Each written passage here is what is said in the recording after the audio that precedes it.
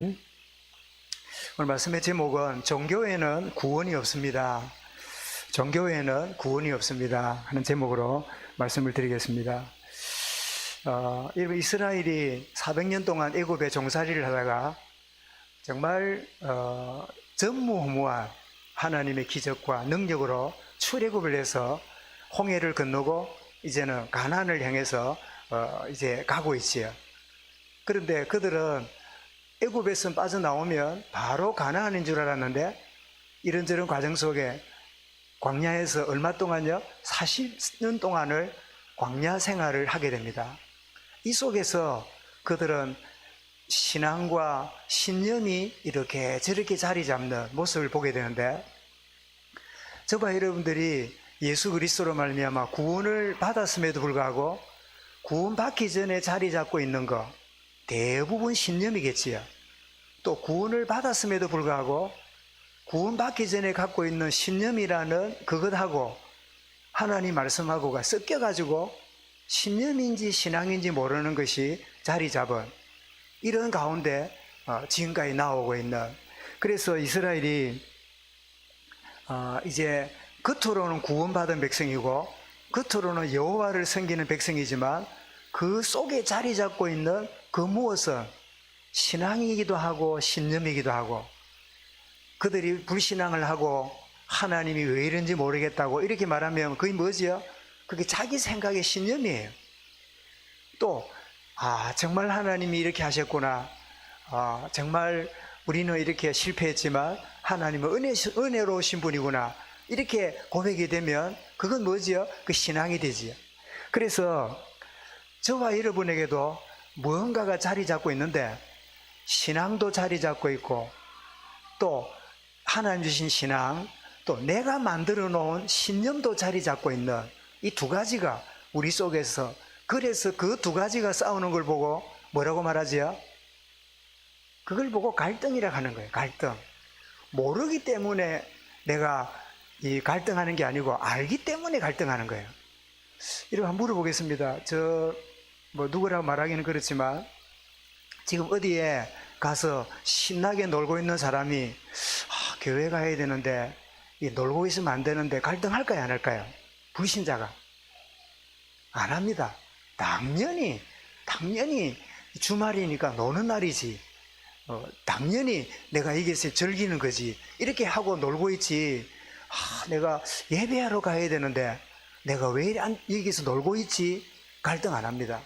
그런데 미안합니다, 우리 강 집사님이 반가워서 그런데 강 집사님이 주일날 교회 안 오고 오랜만에 친구 만나가지고 막걸리 받아갖고 저 어디 계곡에 가서 이렇게 앉아가 이렇게 할 때 친구하고 그래 꼭 주일마다 갈 거 있냐 이럴 때 이럴 때 깊은 마음속에 강 집사님 마음속에 갈등이 있을까요, 없을까요? 갈등이 보통이 아니겠지요. 불신 친구는 그래 예수를 믿어도 너처럼 믿어야 돼. 너무 그래 막 깍듯이 그래 믿지 말고 적당히 믿어야 나도 언젠가는 예수 믿지. 그래 말하는 친구가 언젠가는 예수 믿을까요, 안 믿을까요? 거의 안 믿습니다. 유혹하는 말이지 나를 땡기는 말이지 결코 예수 믿으려는 생각은 아니지요. 이렇게 신앙과 신념이 우리 속에 자리 잡고 있다 보니까 이게 뭐로 온다고요? 늘 갈등하는 거예요. 여러분, 성경에 나와 있는 이 많은 개인과 또 상황들도 이제 이 신앙과 신념의 갈등으로 보여지는데, 언제 신앙인과 신념이 자리 잡을까요? 환경을 접하게 될 때, 여러분 이 광야라는 이 환경을 접하게 될 때, 우리 얼마 전에 기도수첩의 제목 참 귀한 제목이지. 광야는 뭐 하는 기회라고요? 서밋으로 서는 기회예요. 영적 서밋으로 서라고 하는 하나님의 사인인데, 그런데 광야 만난 대부분의 이스라엘 백성들은 어디 빠지지요? 그냥 불신앙에 빠져요. 왜 우리를 이곳에 끌어내가지고 이렇게 굶어 죽게 하고 목말라 죽게 하냐? 그러면서 돌아가자. 젖가꿀이 흐르는 땅으로 가자. 젖가꿀이 흐르는 땅, 어느 땅이지요? 신앙으로 볼 때는 가나안 땅인데 신념으로 볼 때는 어디가 젖가꿀이는 땅이지요? 가나안 땅이에요. 우리가 떠나온 애굽 땅이에요. 애굽 땅으로 돌아가자. 거기는 마늘도 있고 부추도 있고 우리가 원하는 게 다 있는데, 그러면서 놀랍게도 적과 꿀이 흐르는 땅이라는 메시지를 쓰는데 하나님의 말씀이 아니라 신념을 섞어가지고 어디로 돌아가자? 애굽으로 가자는 거예요. 얼마나 여러분 이 신념이 말씀하고 섞여 놓으면 무서운 일인지 몰라요. 그래서 여러분 하나님 말씀을 신앙이 아니라 신념과 짬뽕 해놓으면 그걸 보고 뭐라 그래요? 그걸 보고 종교라 그래요. 굉장히 확신 있어 보이고 굉장히 사람들에게 리더십 있게 보이고 남들에게 영향이 있어 보이지만 궁극적으로는 하나님을 대적하는 거예요. 하나님 없는 그런 생각이 자리 잡은 거지요. 환경을 접하면서 믿음이 생기기도 하고 불신앙이 생기기도 하는, 그러다가 물 없는 그런 어려운 가운데 만났잖아요. 그럴 때 어떤 일이 벌어집니까? 한계를 만나게 될 때 기도를 드리는 사람이 있는가 하면 염려에 빠지는 사람이 있습니다. 놀랍지요? 똑같은 상황을 만나는데 하나님이 내게 기도하라고 이런 상황을 주셨구나. 어떤 사람은 어떻습니까? 평소에는 뭐 기도하다가도 진짜 기도해야 될 때 뭐 하지요? 염려에 떡 빠져가지고 이런 사람들이 이랍니다. 누가 와서 기도하세요, 하나님께 기도하세요, 이럴 때 대부분의 사람들이 기도가 안 되는 사람은 뭐라는지 압니까? 기도가 됩니까? 당연한 듯이 기도가 됩니까? 기도할 마음이 생겨야지요. 그게 뭐지요? 염려의 포로가 됐기 때문에. 이때 기도해야 되는데 하도 기도 안 하니까 하나님이 이런 한계를 주어서 나를 기도하라고 하시는데 나는 염려에 빠져 있구나. 빨리 깨달아야 되는데 신념에 묶인 사람은 염려하는 게 너무 당연해. 그리고 한 단계로 더 나아서 이랍니다.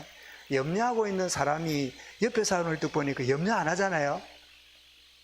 남편이 염려하고 있는데 아내가 시실 웃고 돌아다니잖아요. 그러면 우리 아내가 하나님을 의지하고 있구나 하고 기쁠까요? 나는 염려하는데 웃고 돌아다니는데 신경이 날까요? 예, 신경이 납니다. 우리 관계자님 답을 잘하고 계시네요.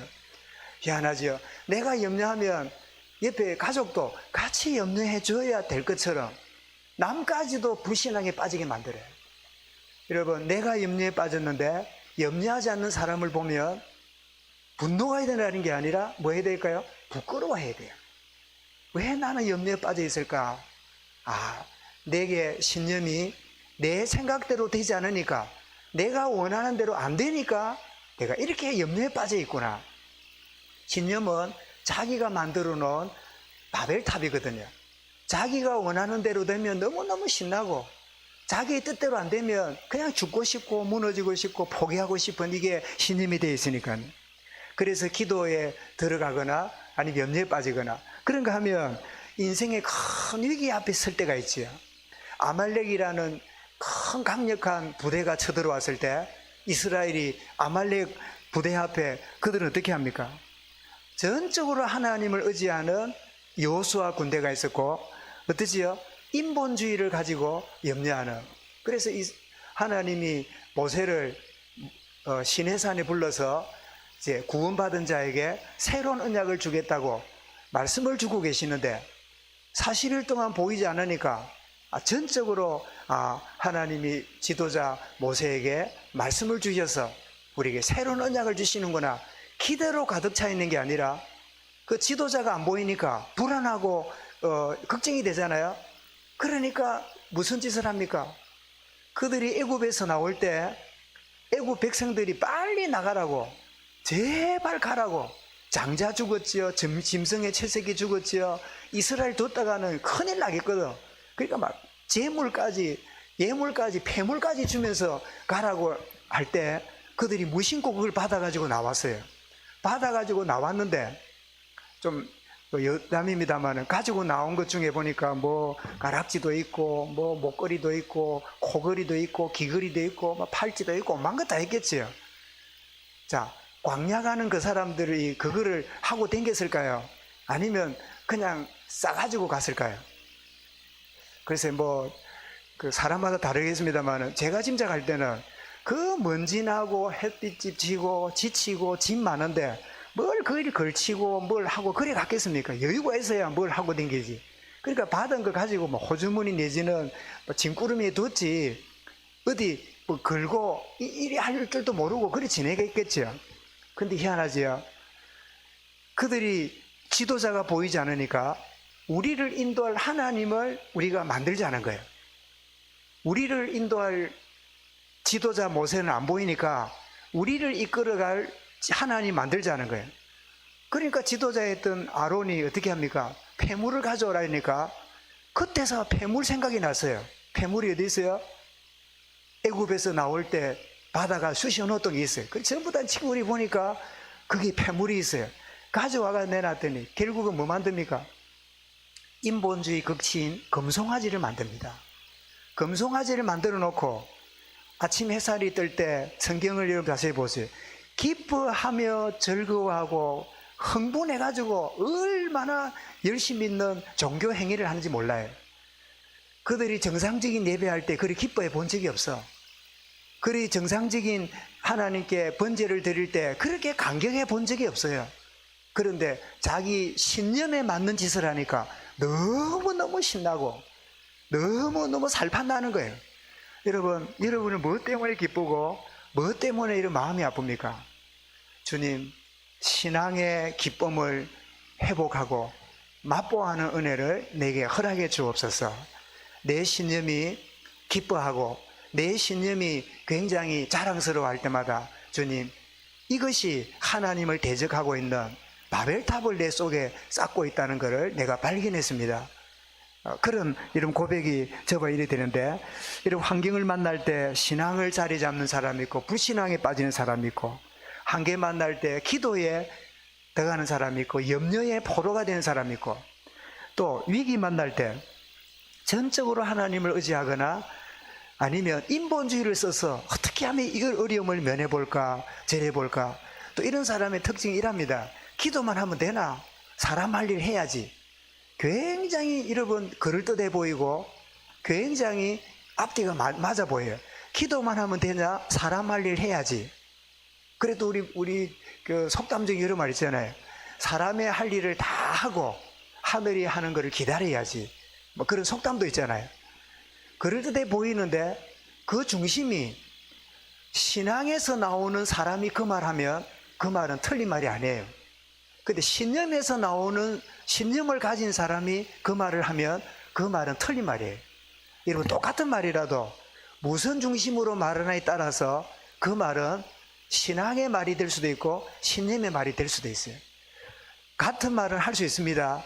같은 말을 할 수 있지만 중심북에는 다르게 가 있어요. 뭐 자주는 안 가지만 제가 필요할 때 바지를 사러 갈 때 있잖아요. 그러면 바지를 이렇게 사러 가면 이렇게 입어보고 이러잖아요. 그러면 끝단을 조절하잖아요. 끝단.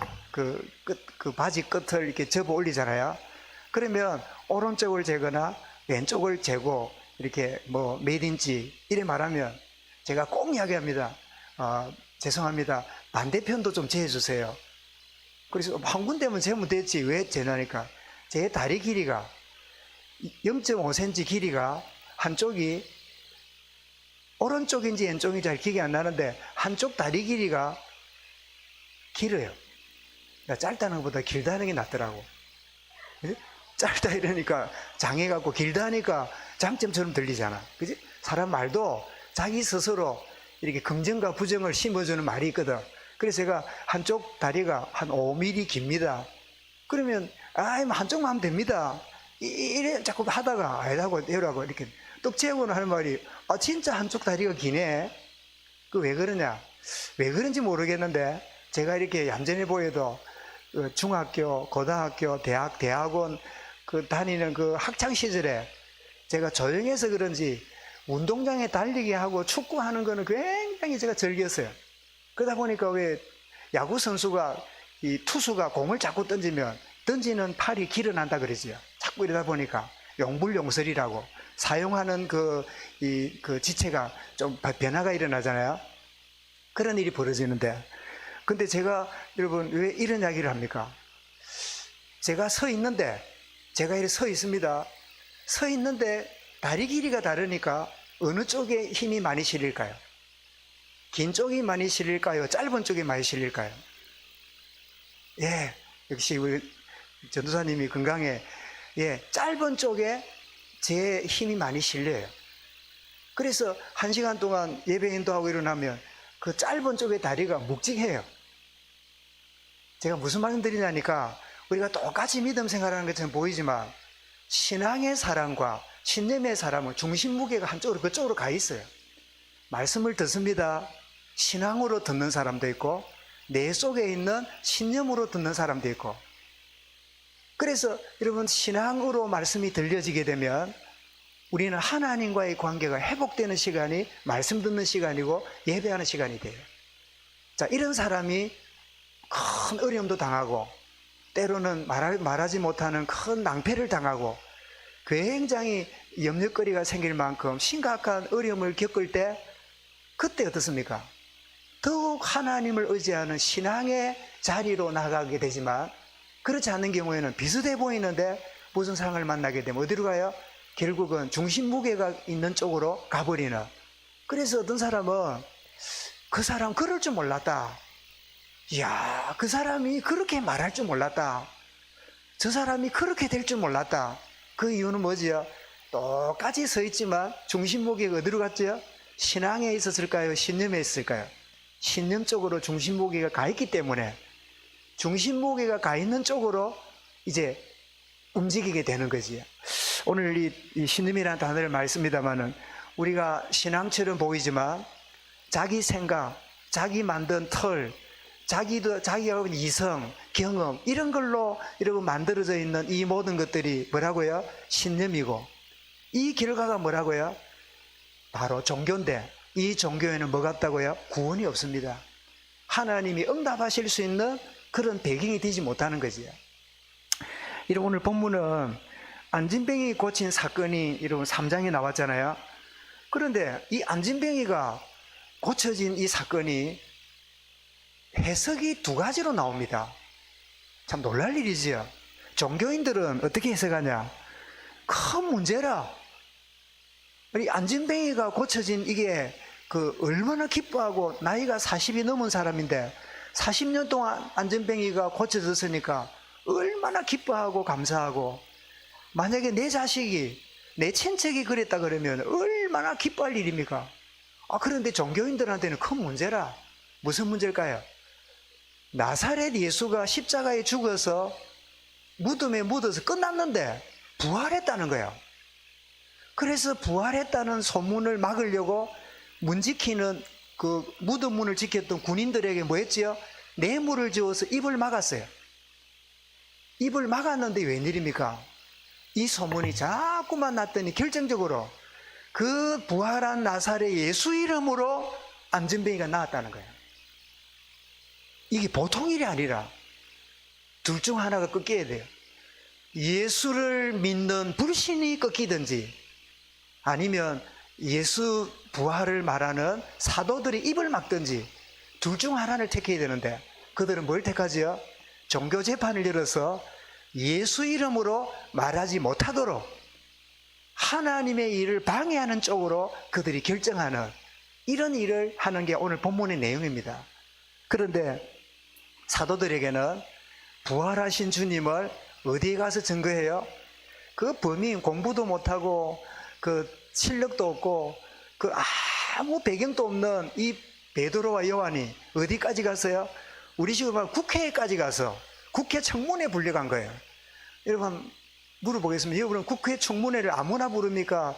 아주 괜찮은 사람이 갑니까? 여러분 겉으로는 범죄인이 가지만요 다 성공한 사람들이 거기 불려가요.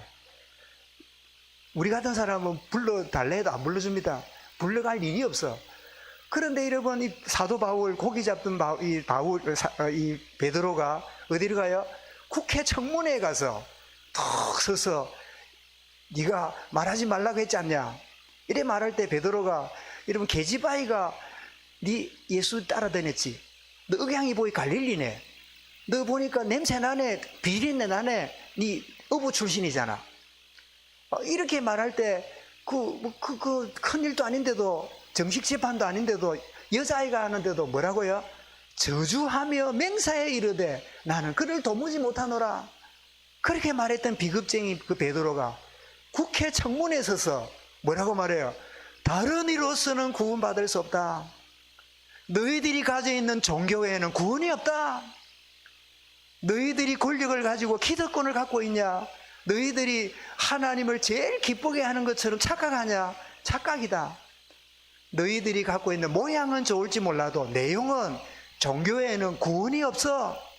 그래서 그리스도가 십자가를 지기 위하여 오셨고 십자가에 죽으심으로 늘 양과 염소와 소를 잡는 형식적인 제사가 아니라 예수의 보혈의 피가 우리의 구원을 가져다 주는 거야.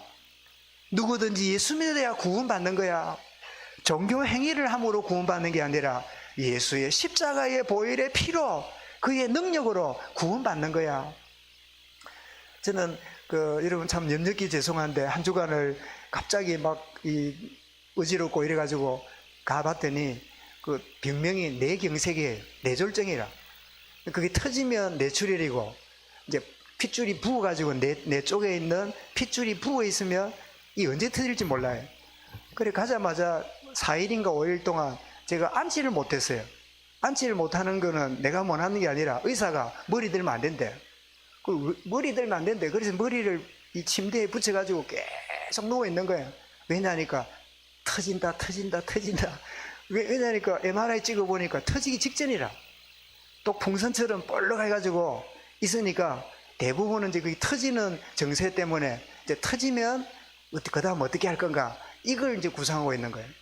근데 4일을 지나고 보니까 이게 터져야 되는데 안 터져.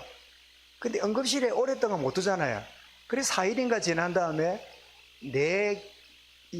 뇌졸중 집중센터 관리하는 거기 6명이 들어가는 거기에 너가 또 머리를 대고 또 2, 3일 또 이제 누워 있는 거예요. 근데 또 안 터지거든. 그래 우리 사모가 그래요. 여보 안 터지는 거는 교인들이 기도를 해서 안 터지는 거다. 교인들의 기도가 터지지 않도록 그렇게 붙잡고 있는 것 같다. 처음에 들을 때는 여러분 우리 사모가 농담 잘합니까 안 합니까? 참 농담 안 하거든. 자기 딸은 농담 한번 할 거라고 이제 배아가 하는데 자기가 농담 들으면 너무 썰렁해요. 농담도 분위기 있게 해야지 너무 노골적으로 여보 내 농담할게 이렇게 시작하면 안 우습잖아요. 그 처음에는 나는 농담 비슷하게 들었는데 가만 보니까 맞아. 틀림없이 판독하는 이 필름에는 터져야 되는데 안 터져요. 그래서 이제 그럼 안 터지니까 내 혈전 코로나 백신이 가져다주는 피 찌꺼기가 이 핏줄 안에 깔아앉은 거예요. 그거를 그러면 씻어내보자. 그래가지고 아스피린 계통의 아스피린이 왜 피를 묽게 한다는 상식이 있잖아요. 아니나 다를까. 아스피린 계통에 이 약물을 넣어가지고 계속 했더니 이게 마침 부었던 게 이제 핏줄이 넓어졌어요. 넓어져서 이제 보니까 피수를 할 것도 없고 그냥 계속적으로 하면 되겠다. 그래가지고 이제 제가 지난 금요일 오후에 퇴원한 게. 근데 제가 가지는 깨달음이 뭐냐. 사람에 있어서 음식도 중요하고 물도 중요하지만 피가 잘 흘러가야 된다. 우리 온몸에 머리끝부터 발끝까지 피가 돌잖아요. 이 피가 여러분 예수의 피가 우리의 영을 구원할 뿐 아니라 우리 육신의 피도 잘 흘러가야 건강이 유지가 되는구나. 여기에 대해서 많은 이야기지만 굉장히 깊이 생각하는 계기가 됐어요. 그때 일반 병실에 올라와서 보니까 발가락이 마비가 되어 있는 50대 된 젊은이가 있는데 그 사람이 왜 발이 그러냐 이랬더니 당뇨 환자인데 발에 감각이 없대요. 그러니까 점점 이 당뇨 환자가 발이 이렇게 상하고 이렇게 흉터가 나고 이래도 감각이 없는 이유가 뭐냐? 딱 한마디로 그까지 피가 안 가는 거예요. 피가 안 가니까 그 살이 썩어가는 거예요. 피가 돌아야 된다. 여러분 신앙생활에 예수의 보혈의 피가 흘러야 돼요. 여러분 예수의 피가 막히면 이런 영적인 당뇨 환자가 되면 내가 시험에 빠져 있고 염려에 빠져 있고 사단에게 묶여도 거기 시험에 당하고 있는데도 몰라. 왜? 감각이 없으니까. 피가 돌아야 예민하게 감각이 있게 되잖아요. 여러분, 똑같은 이 사건인데 종교인들에게는 심각한 문제고 복음 가진 자들에게는 복음 전하는 기회구나. 사랑하는 성도 여러분, 여러분에게 지금 어떤 상황이 주어져 있고 어떤 문제가 와 있고 또 이번 주간에 어떤 상황을 만날는지 아무도 모르지. 여러분은 틀림없이 둘 중 하나 반응할 거예요. 큰일이다. 또 이런 일이, 어째 이런 일이 자꾸 내게 일어난다. 기도도 주님 왜 이랍니까? 왜 내게 자꾸 이런 일이 생깁니까? 내가 이런 일 없게 해달라 했잖아요. 하나님 왜 이랍니까? 하나님도 너무 짜증스럽습니다. 이렇게 하면서 여러분 그 문제를 받아들이는 사람이 있는가 하면, 그래 주님, 나는 감정적으로 받아들이기 힘든 일이지만 하나님은 좋으신 분이십니다. 하나님의 절대 주권을 내가 인정합니다. 내가 힘들어하는 것은 하나님이 힘드는 게 아니라 힘들다고 생각하는 나만의 틀린 신념이, 틀린 기준이, 잘못된 생각이 나를 힘들게 하고 있는데, 주님 이 모든 것들이 복음으로 치유되고 새롭게 되게 하여 주옵소서. 주님, 이 문제 해결이 이전에 이 문제를 접하는 나의 깊은 내 속에 있는 것, 주님 영적으로 치유하여 주옵소서. 여러분, 그런 축복의 은혜가 여러분에게 있기를 바랍니다. 여러분, 복음을 누가 막습니까? 요한복음 16장 11절에 보니까 이 세상 임금, 사단을 말하죠. 심판을 받음이라. 여러분, 사단은 그리스도의 복음이 전파되지 못하는 일에 전생을 걸고 가로막는 이 짓을 합니다. 권세를 부립니다. 시편 2편에 보니까 어찌하여 이방 나라들이 분노하며 민족들이 헛된 일을 꾸미는가? 세상의 군왕들이 나서며 관원들이 서로 꾀하여 여호와와 그의 기름 부음 받은 자를 대적하며. 여러분, 권력자들이 복음을 전하는 일을 장려할까요? 여러분, 싫어할까요? 싫어합니다. 왜냐? 자기의 권력 유지하는데 복음이 방해한다고 생각해요. 이런 권력을 여러분 부리고, 오늘 본문에는 이 복음 가로막는 사단이 누구를 활용하죠? 그 당시에 하나님 잘 믿는다는 제사장, 성전 맡은 자, 사두개인들, 당시에 기득권자들을 활용해서 복음 막는 짓을 하는 거예요. 그러면 이 사람들이 사단이 복음 막는 짓을 나를 통해 하고 있구나를 그들이 알고 있을까요? 모를까요? 전혀 몰라요. 이게 하나님을 위하여 잘하고 있다고 생각해요. 이런 바울이 다메섹으로 예수 믿는 사람 잡으러 갈 때 이러면 안 되는데 하고 갈등하면서 갔을까요? 이것이 하나님을 잘 섬기는 일이야 확신 가운데 갔을까요? 예, 확신 가운데 갔어요. 이런 복음 아닌 종교가요 얼마나 무서운지 몰라요. 굉장히 확신을 줍니다. 굉장한 마음의 보람도 줍니다. 생명 걸고 순교까지 하기도 만들어요.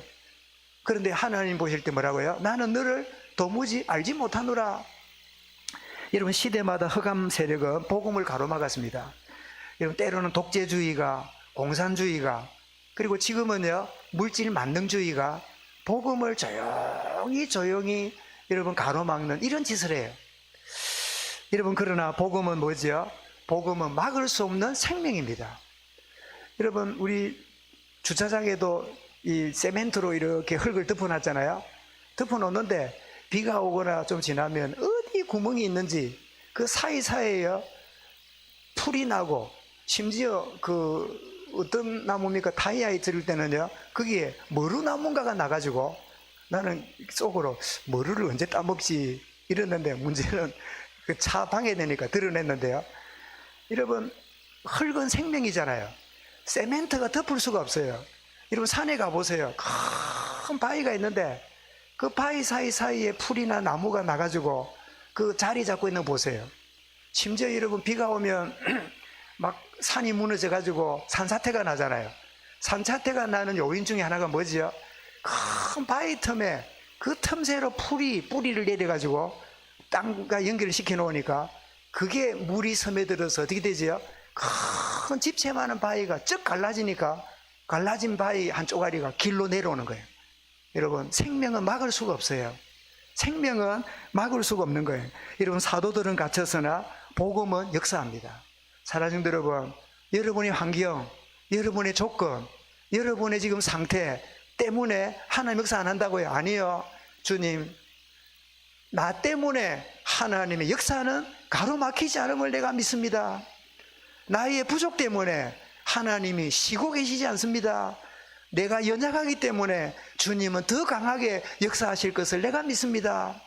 이런 바른 신앙 고백이 우리에게 있어야 돼요. 이런 사내들인 공예는 종교재판인데 거기 정인으로 청문회 정인으로 섰습니다. 그래 묻습니다. 무슨 권세와 누구의 이름으로 이런 짓을 했냐? 참 바른 질문했습니다. 그죠? 그러니까 베드로가 뭐라 그럽니까? 이 질문을 듣는 순간에 여러분, 이때 성령 하나님이, 미안합니다, 우리 지금 말해서 성령 하나님이 너무 급하신 것 같아요. 자, 이 질문을 했습니다. 무슨 권세와, 네가 무슨 권세가 있냐? 네가 무슨 명찰을 달고 있냐? 네가 무슨 이력이 있길래, 네가 무슨 도지사 하나 되냐, 뭐냐, 네가 무슨 권세 뭐세길래 이렇게 번잡하게 하고 있느냐? 그리고 누구 이름으로 이렇게 막 굉장히 기죽이는 말을 합니다. 그렇게 하면 이런 누가복음 14장 71절에 아까 말씀드렸죠. 계집아이가 물을 때 맹세하고 저주하여 이르되 나는 그를 도무지 모르노라. 이랬던 베드로잖아요. 이랬던 베드로니까 누가 급하시다고요? 성령님이 얼마나 급하실까? 이때 주여 성령 충만 주옵소서 기도 베드로가 했다는 말이 없어요. 베드로보다 누가 급하세요? 성령님이 더 급하세요. 사랑하는 여러분, 자녀들을 두고 여러분 너무 잔소리하지 말고 기도하십시오. 자녀 속에 성령님이 역사하도록. 여러분 남편과 아내를 위해서 너무 닥달하지 마십시오. 그게 신념의 길갑니다. 여러분이 땡겼더니 잘하면 여러분 기쁘지요? 그건 하나님 기뻐하는 일이 아니에요. 하나님의 성령이 그 마음에 깨달음 주시도록 기도하시기 바랍니다. 여러분 성령이 충만했댔습니다. 8절을 보십시오. 7절에 그랬죠. 무슨 권세와 누구 이름으로 이를 행했느냐? 이랬더니 이에 베드로가 성령이 충만하여 이르되, 베드로가 성령 충만 달라 기도한 적이 없어요. 성령 하나님 역사하신 거예요. 충만하여 이르되. 여러분 성령이 충만히 임하니까 어떤 일이요? 에베소 6장 20절에 이 일을 위하여 내가 쇠사슬에 매인 사신이 되었으니 나로 이 일에 당연히 할 말을 담대히 하게 하려 하심이라. 성령이 왜 임했을까요? 할 말을 담대히 하게 하려고. 여러분 골로새 4장 4절에도 내가 마땅히 할 말로서 이 비밀을 나타내리라. 성령 하나님이 충만히 임할 때 베드로가 기죽지 않고 그 청문회에서 그리스도 이름을 증거하게 되는, 축복 누리게 되는 거예요. 여러분 생명의 복음은 결단코 중단되거나 막히지 않습니다. 여러분 사도행전 28장 30절 31절에 보면 바울은 셋집에 갇혀서나 복음은 증거되며 막을 자가 없었더라. 이런 빌립보 1장 12절 14절에도 보면 바울이 빌립보 감옥 갇히니까 사람들이 두 가지 반응이 일어났습니다. 바울을 반대하는 사람들은 이 자기 혼자만 복음 전하는 것처럼 하더니 잘 됐다 비난하는 사람이 있었고, 또 바울을 위하는 사람은 아이고 바울이 복음 전해야 되는데 저래 갇히면 어떡해? 큰일 났네? 이렇게 염려하는 사람이 생겼어요. 그때 바울이 뭐라 그럽니까? 내가 비록 갇혔으나 복음에 오히려 진보가 나타났다. 자기를 지키는 로마 군인들에게 복음이 증거되는 기회가 된 거예요. 여러분 나는 갇히지만 복음은 갇히지 않습니다. 여러분 속지 마시기 바랍니다. 우리가 이런 기도도 합니다. 주님 내가 건강해야 복음운동 안 합니까?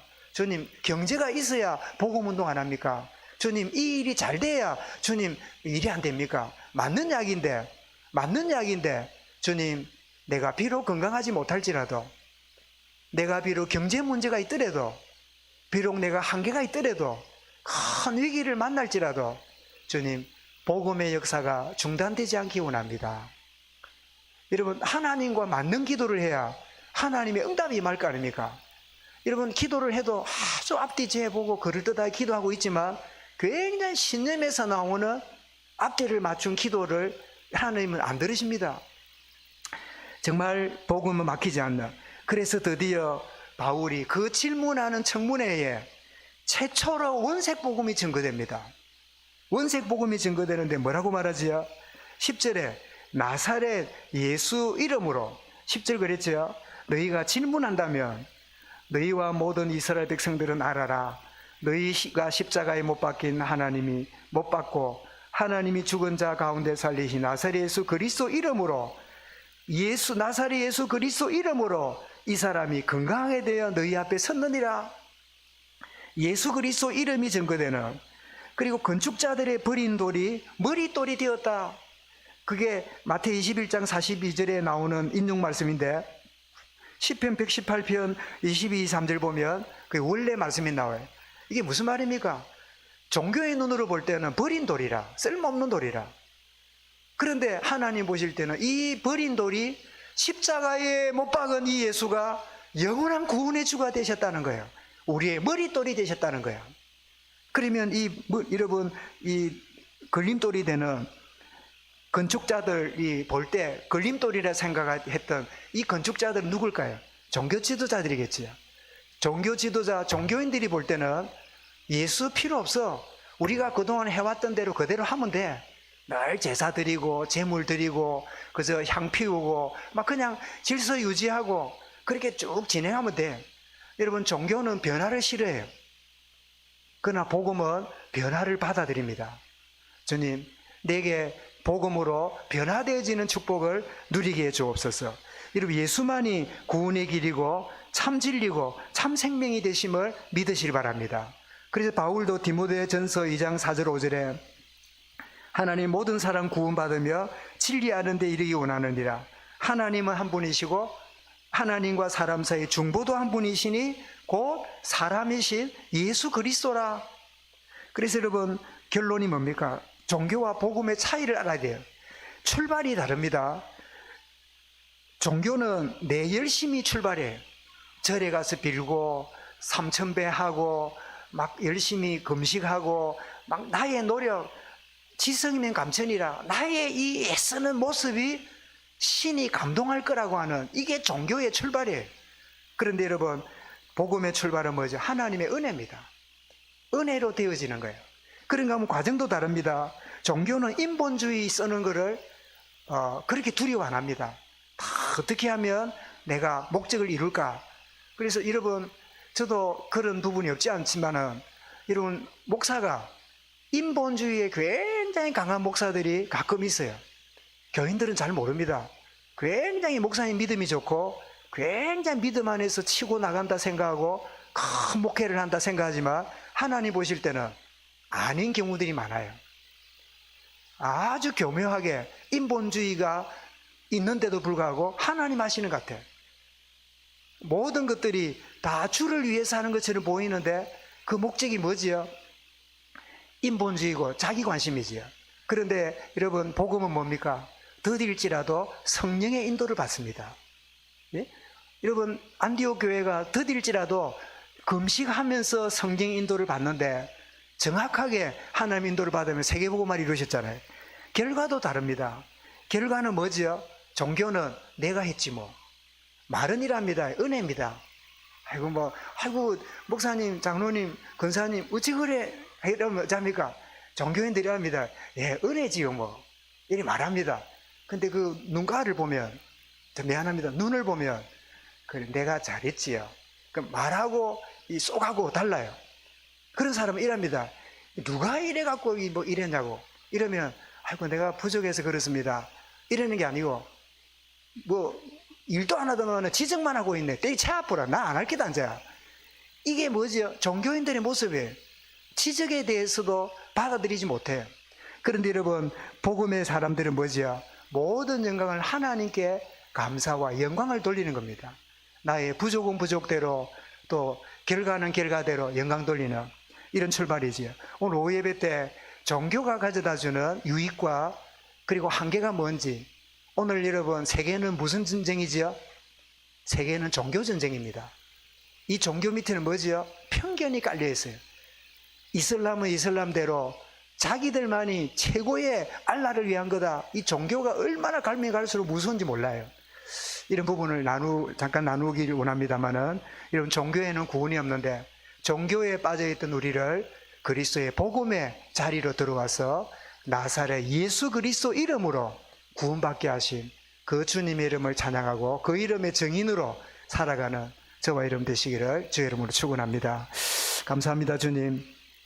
똑같은 결과를 보고 문제 삼는 자도 있고 복음 증거하는 기회로 삼았는데, 주님, 우리가 어떤 일을 만날지라도 문제가 아니라 하나님의 복음이 그리스도의 영광이 드러나는 기회로 보는 참된 믿음으로 승리하도록 인도하여 주옵소서.